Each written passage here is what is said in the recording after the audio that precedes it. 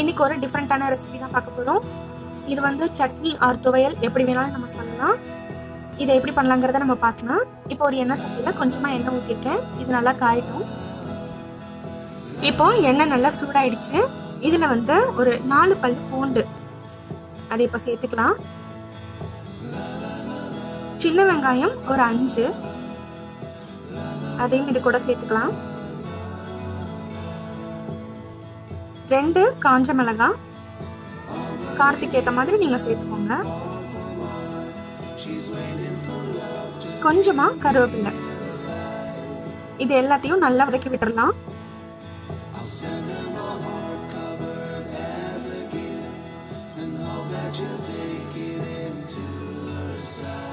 கருவேப்பிலை நல்லா வதங்கிடுச்சு.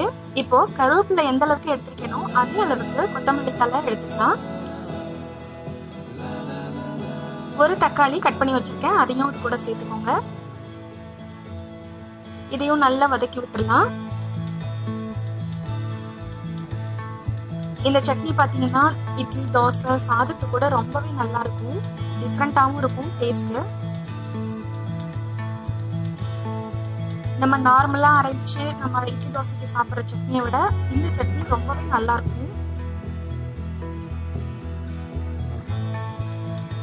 நம்ம எது வேஸ்ட்ன்னு சொல்லி கீழே போடுவோமோ அதை வச்சுதான் இன்னைக்கு நம்ம சட்னி செஞ்சிருக்கோம். இதை வந்து இனிமேல் நீங்க வேஸ்ட் பண்ணவே மாட்டீங்க. அந்த மாதிரி நீங்க வாங்கும்போது அது என்னதுன்னு பாத்தீங்கன்னா புடலங்காய் உள்ளார இருக்கும் பார்த்துருக்கீங்களா விதை, அதுதான் இன்னைக்கு நம்ம அதை வச்சு சட்னி அரைக்க போறோம்.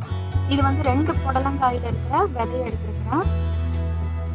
அதே அந்த புடலங்காய் பார்த்தீங்கன்னா உள்ள இருக்கிற விதை வந்து பிஞ்சா இருக்கணும்.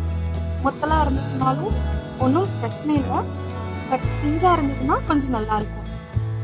அது வந்து சேர்த்துருக்கேன். ஒரு சில்லு தேங்காய் அதையும் இது கூட சேர்த்து நல்லா வதக்கி விட்டுறலாம். நல்லா வதங்கும் போது அந்த புடலங்காய் விதையிலேருந்து தண்ணி தெரியும். ஸோ தண்ணி நீங்கள் எதுவுமே ஆட் பண்ண வேண்டாம். அந்த தண்ணியிலே நல்லா குக் ஆகும். இது கொஞ்ச நேரம் நல்லா வந்து வேகட்டும். தண்ணியெல்லாம் நல்லா வந்து ட்ரை ஆயிடுச்சு. நல்லா வதங்கி வந்துருச்சு, நல்லா குக் ஆயிருக்கு. இப்போ இதை வேற ஒரு பாத்திரத்துக்கு மாற்றி வச்சிடலாம்.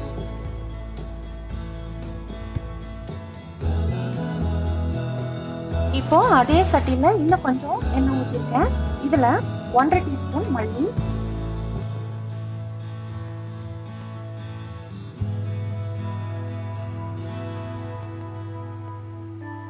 1 டீஸ்பூன் உளுந்து,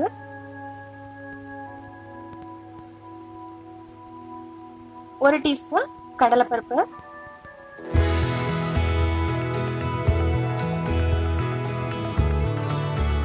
1/2 டீஸ்பூன் ஜீரகம். இது எல்லாத்தையும் நல்லா பொரியட்டும். பொரிஞ்சதும் அந்த வதக்கி வச்சிருக்கிறதோட சேர்த்து அரைக்க போறோம்.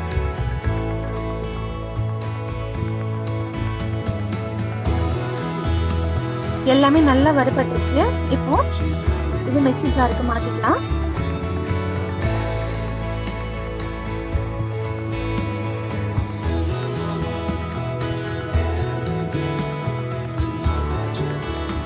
இப்போ இது கூடவே ஏற்கனவே வதக்கி வச்சிருந்ததையும் இது கூட சேர்த்துக்கலாம்.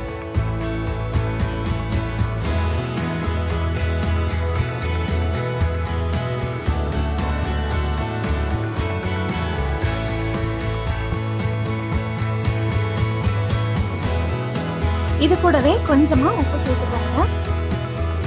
தண்ணி விடாம இதை ஃபர்ஸ்ட் அரைச்சிக்கலாம். அதுக்கப்புறம் தண்ணி தேவைப்பட்டுச்சுன்னா சேர்த்துக்கலாம்.